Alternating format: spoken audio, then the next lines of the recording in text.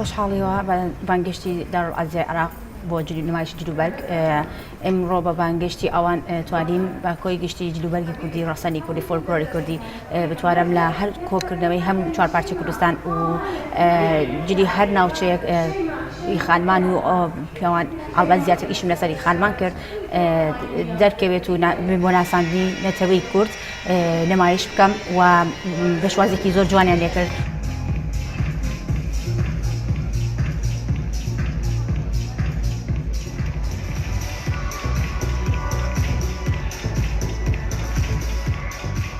فرە خۆشحاڵ بی من دعوت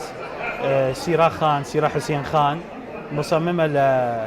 لرانيا لسليمانية دعوتي كرديم سيرو جراي بغداد تقديم كولكشن كردي كد طبعا جلوبرج قشت كردستان يعني كردستان إيران تركيا سوريا كردستان عراقيش ودعوت فرقي كركوتي شام كرديم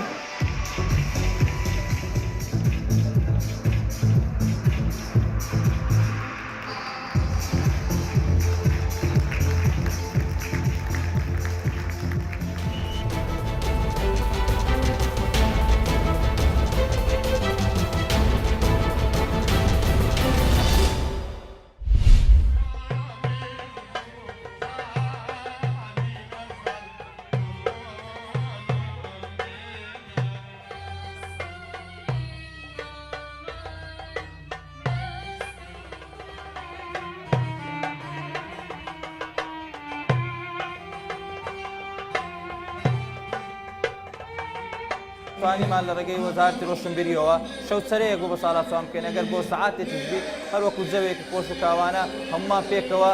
وەکو یەکچین و لە یەک کۆمەلگا دەژین.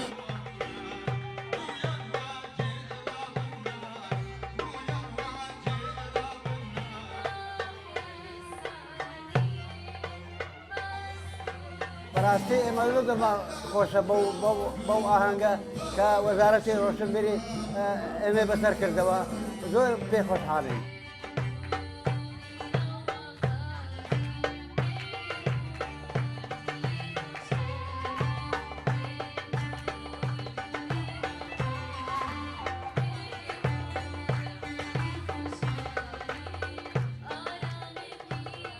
کارێک بێ ئەم خەڵکە بیرە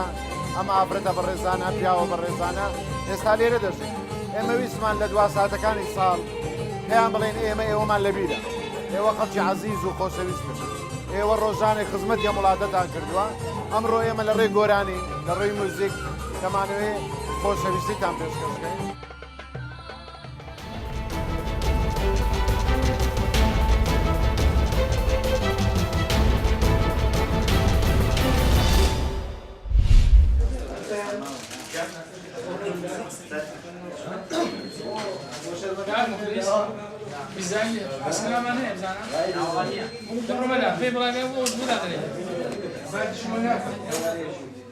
حەز بە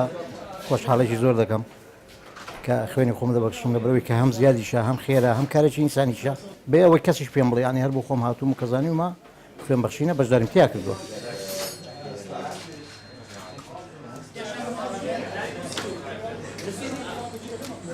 بەدڵنیایەوە تۆ کە نەشتوانی بە شێوەیەکی مادی هاوکاری ئەو کەسانە بکەی کە پێویستیان بخوێنە دەتوانی بە شێوەیەکی معنەوی لە ڕێگەی بەخشینی بڵێ خوێنەوە دووبارە ژیان ببەخشیەوە بە تایبەتی بۆ کەسانی کە نەخۆشی تالاسیمیا و کەمی خوێنیان هەیە بۆیە بەدڵنیایەوە کارێکی باشە پرۆسەیەکی خێرخوازی باشە.